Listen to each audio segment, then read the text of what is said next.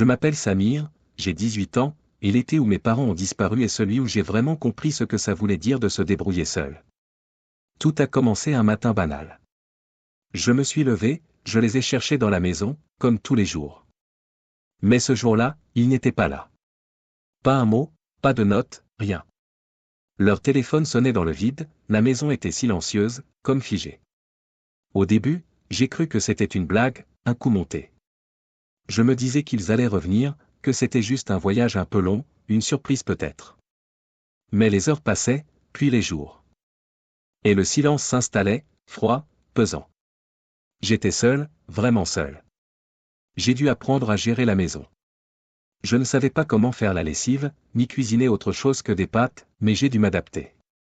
Chaque facture que je recevais me rappelait qu'ils n'étaient pas là pour payer, que c'était moi qui devais m'en occuper. J'ai même dû mentir à l'école, expliquer leur absence avec des excuses qui me brisaient le cœur à chaque fois. Mais le plus dur, c'était la solitude. Pas juste être seul, mais sentir qu'il n'y avait personne pour t'accompagner quand tu flanches, personne pour te rassurer. J'ai passé des nuits à fixer le plafond, à me demander où ils étaient, pourquoi ils m'avaient laissé. Cette absence laissait un vide immense, comme un trou noir dans ma vie. C'est à ce moment-là que j'ai rencontré Léa. Elle habitait dans le quartier, je l'avais vue souvent mais jamais vraiment parlé. Elle avait son propre lot de galères, une famille compliquée, des problèmes qu'elle cachait derrière un sourire un peu cassé. Un jour, dans un parc, elle m'a remarqué assis seul sur un banc, le regard perdu. Sans dire un mot, elle s'est assise à côté de moi.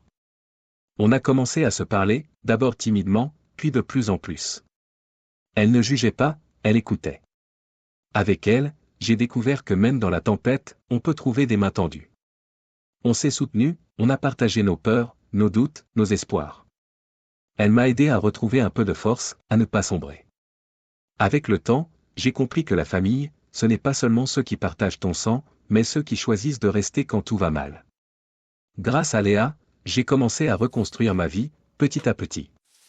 J'ai repris confiance, j'ai arrêté de me cacher derrière des mensonges à l'école, j'ai cherché de l'aide quand je sentais que ça n'allait pas. Aujourd'hui, je ne sais toujours pas où sont mes parents, ni pourquoi ils sont partis. Mais ce que je sais, c'est que j'ai grandi. J'ai appris que même dans les pires moments, on peut trouver la force en soi et chez les autres.